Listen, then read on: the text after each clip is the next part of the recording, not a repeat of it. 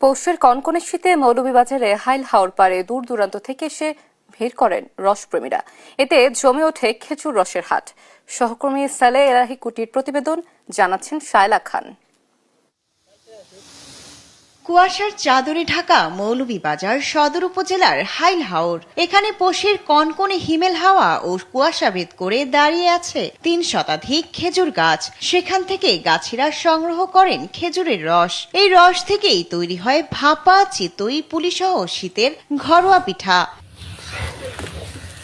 স্বাস্থ্যসম্মত পদ্ধতিতে রস সংগ্রহ করায় ক্রেতাদের চাহিদা দিন দিন বাড়ছে। খেজুরের রস শুধু একটি পানীয় নয়, এটি শীতের ঐতিহ্য। হাইল হাওরের রস ঘিরে এখানে শীতের আনন্দ দ্বিগুণে রূপ নেয়। রস শুধু খেজুরের রস না, এটা গ্রামীণ ঐতিহ্য। যতদিন যাচ্ছে এগুলো হারিয়ে যাচ্ছে। আমরা অনেক দূর থেকে আসছি রস খাওয়ার জন্য। এই গ্রামের পরিবেশ দেখে অনেক ভালো লাগছে। একদিন কুয়াশাও যাইব গিয়া, শীতও যাইব গিয়া, কিন্তু আইলা ওরা ফারুজার আমরা যে খেজুরের রস খাইছি, এটা আমরা মনে থাকবো। আমরা চাই প্রত্যেক বছর ইলাখান সুন্দর একটা মুহূর্ত তৈরি হোক। কুয়াশা বেশি হলে রসও ভালো হয়, আর এই রস দিয়ে চলে গাছিদের সংসার। এখান থেকে কাজ করে যা পাই, এতে আমাদের সংসার ভালোই চলে।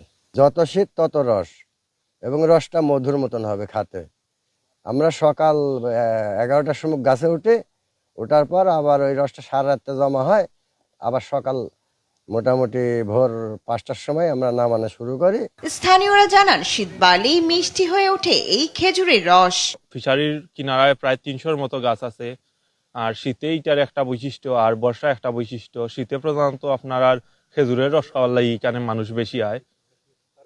বাদুড় বা অন্য প্রাণীর সংস্পর্শ ঠেকাতে হাড়ের মুখ ঢেকে রাখা হচ্ছে পরিষ্কার জাল দিয়ে। খেজুর বাগানটা লিজ নিয়েছেন, তো এখানে আমরা প্রতিদিন রস উঠাই। রস যাতে ভালো থাকে, বাদুড় থেকে নিরাপদ থাকে, সেজন্য আমরা প্রতিদিন প্রত্যেক গাছ নেটিং করা হয়। প্লাস এখানে 3 জন সিকিউরিটি থাকে, নিরাপত্তা কর্মী থাকে, আর সশরীরে আমিও থাকি সারা রাত। মৌলভীবাজার হাইল হাওরের খেজুর রস গ্রামীণ জীবনে ছড়িয়ে দেয় শীতের উষ্ণতা।